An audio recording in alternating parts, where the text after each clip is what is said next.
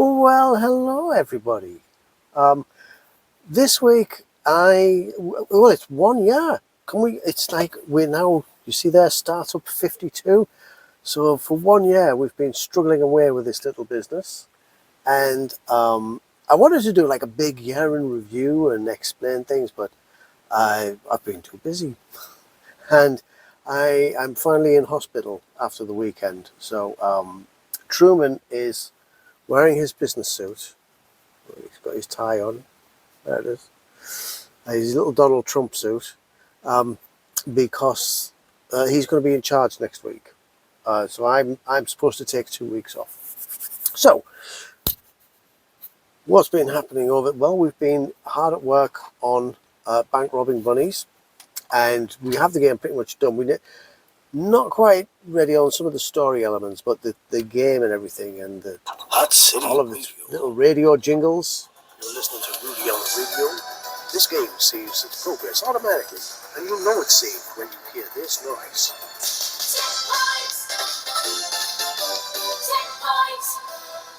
Checkpoints. Yeah, we've been adding this week, adding all the checkpoints and all of the unlockable music and things like that. So, and it's really funny. It's actually in places it makes me laugh. It was March 2024 was when I first put up the picture for Bank Robbing Bunnies. So that's, 2 years ago. So it would be nice to finally get that one done, and now we'll finally have the system in all 6 games, which I think I massively underestimated how much time things were going to take. I think we do have to change it from startup, because we've been a startup now for 1 year. So we need to change it to, I think maybe it's growth. We'll call it growth, but we'll keep going with the videos, because I get so many private messages and things that, I'm surprised that people have sort of warmed to it so much. You're supposed to, when you start a business, you're supposed to struggle in the first year. We got off to a flying start. We had a brilliant 4 or 5 months, maybe 6 months, and then we started struggling. So and the struggles are completely out of our ability. It's things like we can't change microchip prices. We can't affect supply chains.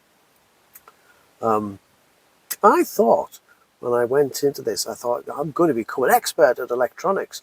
And actually what I've become an expert at is dealing with China and managing supply chains. It's not quite what I thought.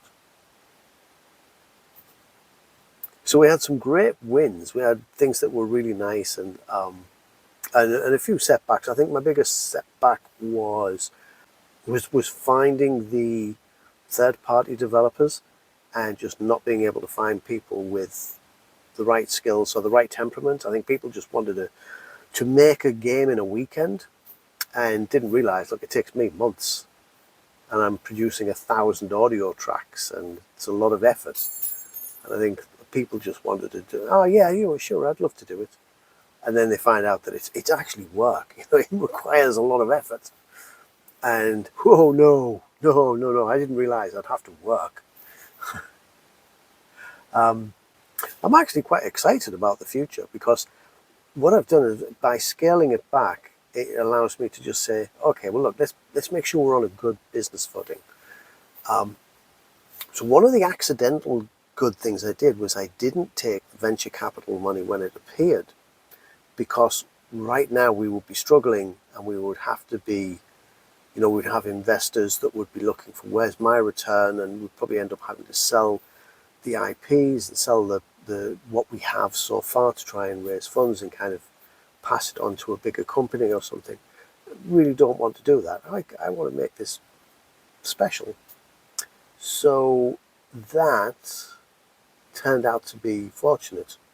It just means that now, for a little while, it will be smaller scale, so it'll still be just me making games.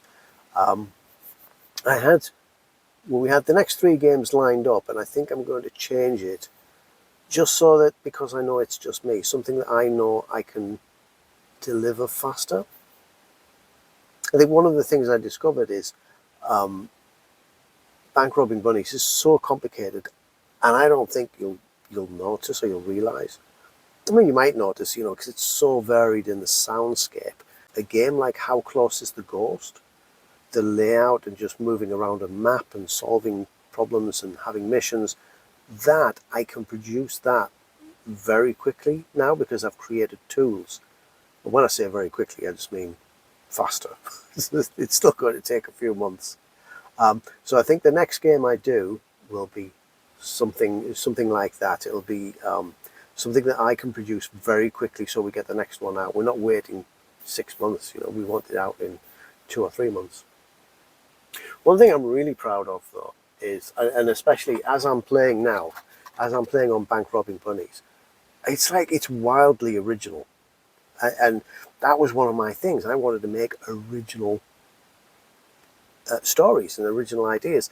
I think we have enough, as I've often said, enough Jurassic Park games, and enough Indiana Jones games, or enough Doctor Who games, or enough Sherlock Holmes things. It's like, let's do new original things. And I really felt that with How Close is the Ghost and Ice Cold in particular. I thought these are quite original, but How Close is the Ghost is an original. But Bank Robbing Bunnies is way out there. This is so unique. I mean, story and everything's simple, but there's just something like this as an audio-based game. There's nothing like this. So I am quite happy about that. Everything's still in temporary audio, though. I haven't been pushing for this. I thought, let me get it right. That's something to deal with when I get back from hospital. So where are we now? So the next year coming up is looking good. Because I've scaled it back, everything is under control. All the finances are there to keep going for another year. Looking good. Mind you, the business still hasn't paid me back, and I'm still not getting paid. So, but Truman, I give him some peanuts, and I can have some peanuts for myself too. All in all, it's been a difficult and challenging year, but after 1 year, we're still here, and we have a plan for the future. So things aren't that bad. I mean, they're not great. It would be wonderful to have a runaway success, but like I say, you're supposed to struggle in your first year. And I had a great few months, and then I struggled, and I'm still struggling. But it's things outside of my control.